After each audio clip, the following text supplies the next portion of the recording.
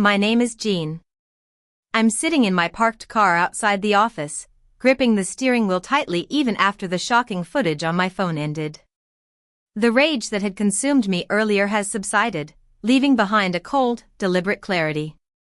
I recall Linda's arrogant and invasive behavior in the footage, and my jaw tightens involuntarily. It all started on an ordinary Tuesday. I worked as a financial analyst at a large company in Austin. Usually, I'd be buried in quarterly reports or dealing with some accounting glitches at the office. But that day, right after lunch, the company's servers crashed. The whole finance department was sent home early. It was an unexpected disruption to my routine, but I didn't mind having an extra free afternoon. I drove north towards my home in Cedar Park. With the car windows slightly open, the warm Texas breeze soothed my day. However, as soon as I stepped into the house, a strange feeling came over me. Everything seemed normal at first glance. The air conditioner hummed steadily, the entryway smelled of lemon cleaner, and the late afternoon sun cast a soft glow on the hardwood floors. But there was an indescribable sense of unease, as if the house had just witnessed something. I shrugged it off and went into the kitchen to put away my lunch container. When I opened the fridge, I was shocked. The steak I'd carefully marinated and placed in the fridge that morning was gone. In its place was a bottle of ketchup that I didn't remember moving. I thought maybe my husband, Tom, had taken it for a snack. But Tom worked at an auto repair shop. He was always swamped with customers, and he rarely cooked anything that wasn't grilled. I remembered our brief call at noon when he mentioned a rush of work. As I closed the fridge and looked around the counter, I noticed more oddities. A fork that I usually kept in the utensil drawer was lying on the counter, and a coaster that I always put under the coffee cup was on the edge of the table. These small things might seem insignificant, but they didn't fit the normal order of my home. Trying to shake off the uneasiness, I went upstairs to change. The creaking of the staircase, which usually comforted me, now made me feel exposed. In the bedroom, I froze. The bed that I'd made neatly that morning was messy. The pillow had a faint indentation, as if someone had just lain on it. And then, I saw a long, gray hair on the pillowcase. My hair was a dark brown color, but my mother-in-law, Linda's, was gray. A chill ran down my spine. I opened the bedside drawer. Nothing seemed to be missing or added, but it felt different, as if someone had rummaged through it. I closed it slowly, and a hint of suspicion crossed my mind. Maybe I was just tired and overreacting because of the server crash. But my instincts urged me to check something. I went downstairs and opened the home security app on my phone. The history log showed that the alarm system had been disabled at 12:47 p.m. and reactivated 23 minutes later. I stared at the screen until the numbers blurred. Someone had been in my house. I tried to calm myself down. I couldn't jump to conclusions. There had to be a simple explanation. But as I stood there alone in the quiet house, the unease deepened. In the following days, the small, inexplicable disturbances continued. On Thursday afternoon, when I went to the backyard to water my flowers, I saw a beach towel hanging on the lounge chair. It was damp, but I hadn't used the pool in weeks, and Tom was always at work. No one had been invited over either. The next day, when I opened the fridge, a block of chocolate I'd just bought was half eaten. And the shampoo bottle that I'd opened recently felt lighter. I began to log these incidents in a small notepad in my purse, just like I did with financial transactions at work. Writing down the dates, times, and details of each strange occurrence gave me a sense of control. By Saturday evening, the list was long enough, and I decided to talk to Tom about it. We were in the kitchen. Tom was washing a cup, and I was wiping the counter. I tried to keep my voice calm and matter of fact. Tom, have you noticed anything strange at home lately? Like food going missing or things being out of place? He looked at me, mildly confused. Not really. Why do you ask? I walked him through a few examples, like the missing steak, the damp towel, and the half-eaten chocolate. At first, he listened, but gradually, his expression turned to irritation. "Jean, you've been under a lot of stress at work. Maybe you're just more observant than usual," he said. I replied quietly, "I'm not imagining this." His voice softened in that unhelpful way that made me feel small. "I'm just saying you might need a break or talk to someone to deal with the stress." His words felt like a slap in the face. It was as if I was the problem, and my senses couldn't be trusted. I didn't say anything more and just nodded, though my chest tightened with frustration. That night, I started to doubt myself. Was I really losing my mind? But then, on Sunday, everything became clear. We went to Linda's house for lunch as we often did. Linda was a domineering and opinionated woman. Usually, during these lunches, she'd talk non-stop about her neighbors and give unsolicited advice. Everything was normal during the meal until Linda, while cutting the apple pie, casually mentioned how sharp the picture of my new living room TV was. My hand froze around my fork. Linda hadn't been to our house in months, and no one had told her about the new TV. I tried to keep my expression polite, but inside, I knew that my suspicions were true. I asked Tom lightly, "Did you tell her about the TV?" Tom blinked. "Huh? No, I don't think so." Then he turned to Linda. "Mom, how did you know about that?" Linda barely looked up from her plate. "Oh, I must have seen it somewhere. Maybe I'm mixing things up." Her voice was too quick, and her shrug was too dismissive. I saw the sudden stiffness in her shoulders and the tightening of her mouth, signs that she was trying to cover up a mistake. At that moment, all the pieces fell into place. It was Linda who had been in our house.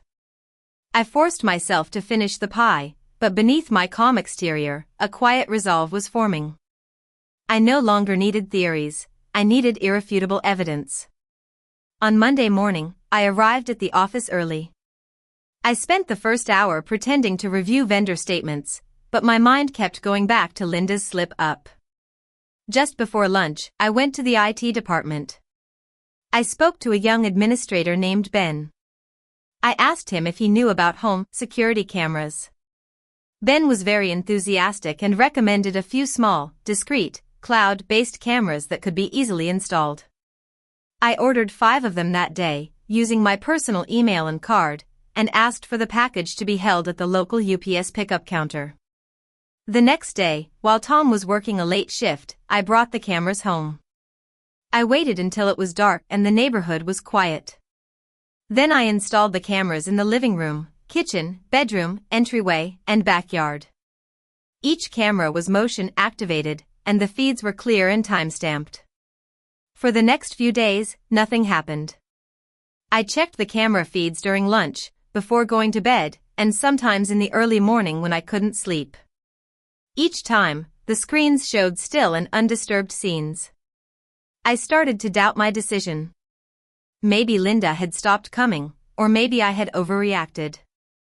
But on that fateful afternoon, just as I was about to leave the office, my phone buzzed. A notification flashed, motion detected. Living room. My heart skipped a beat. I tapped on the feed, and after a moment of buffering, the image came into focus. There was Linda, walking into my living room as if she owned it. She closed the door behind her, put her handbag on the entryway bench, and slipped off her shoes. Then she put on my house slippers. I watched in stunned silence as she walked into the kitchen, opened the fridge, and took out the lasagna I'd made for dinner. She put it in the microwave and hummed while waiting. After it was ready, she sat on the couch, turned on the TV using my streaming account, and started eating. I was frozen in the office lobby, my body tense with every passing second of the footage. After finishing the food, she used my favorite throw pillow to wipe her mouth and then tossed it aside carelessly. She went upstairs, entered the bedroom without hesitation, and started rummaging through my drawers.